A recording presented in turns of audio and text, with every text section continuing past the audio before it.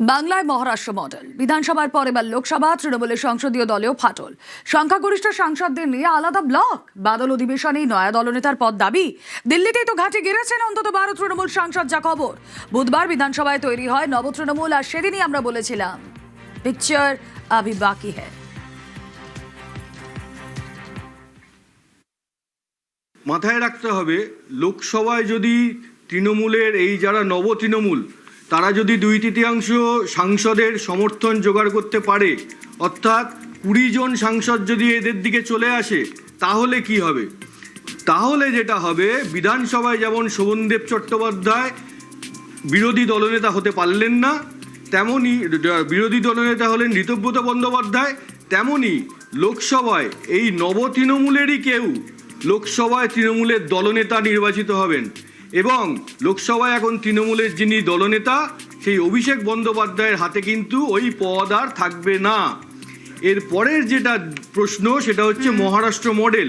সেটা হচ্ছে, আমরা 2-3 দিন ধরেই সবার আগে থেকেই বলছি যে এই রাজ্যে কি এবার মহারাষ্ট্র মডেল দেখা যাচ্ছে।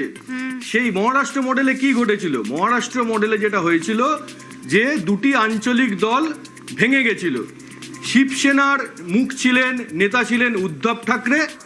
তারপর দেখা গেল দলটা ভেঙে গেল, শিবসেনা একনাথ শিন্ডের হাতে ক্ষমতা চলে গেল।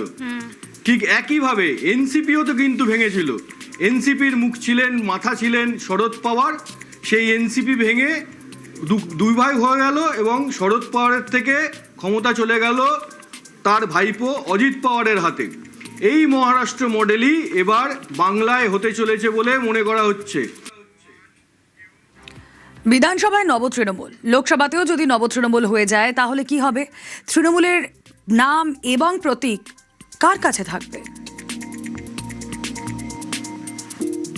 সবারই প্রশ্ন, তৃণমূল দলটা কি থাকবে?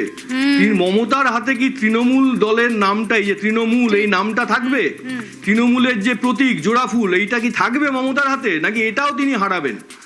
এটা কিন্তু শুধুমাত্র 2/3 সাংসদ একসঙ্গে হলেই হবে না। আচ্ছা, কেন বলছি? প্রথমে কি হচ্ছে যে বিধানসভায় 2/3 বিধায়ক এক জায়গায় হলো, নব তৃণমূল বিরোধী দলনেতা হয়ে গেল। তার সঙ্গে এবার যদি ধরে নিই লোকসভাতেও এমনটা ঘটলো, সেখানেও হলো।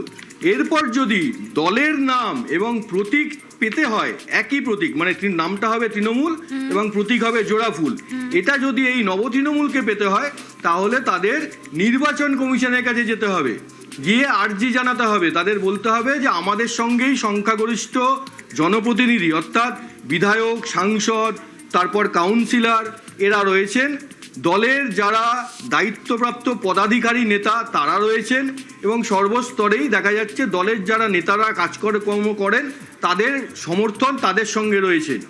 এইটা যখন নির্বাচন কমিশনের কাছে তারা দাবি করবেন, নির্বাচন কমিশন সেই তাদের দাবির সপক্ষে নথি দেখবেন, সই দেখবেন, এবং এটাও দেখবেন তৃণমূলের যে সংবিধান রয়েছে সেই সংবিধানে কি লেখা রয়েছে সেটাও খতিয়ে দেখবেন। এই সব কিছু খতিয়ে দেখে যদি দেখা যায় যে নব তৃণমূল তাদের দাবির সপক্ষে যথেষ্ট প্রমাণ নথি দিতে পারছেন, সবাইকে জড়ো করতে পারছেন এক জায়গায়, তাহলে তাদের হাতেই চলে যাবে তৃণমূল দলটা, এই যে তৃণমূল নামটি এবং তৃণমূল প্রতীকটি। সেদিন মমতা বন্দ্যোপাধ্যায় তার দলও হারাবেন, তার দলের প্রতীকও হারাবেন।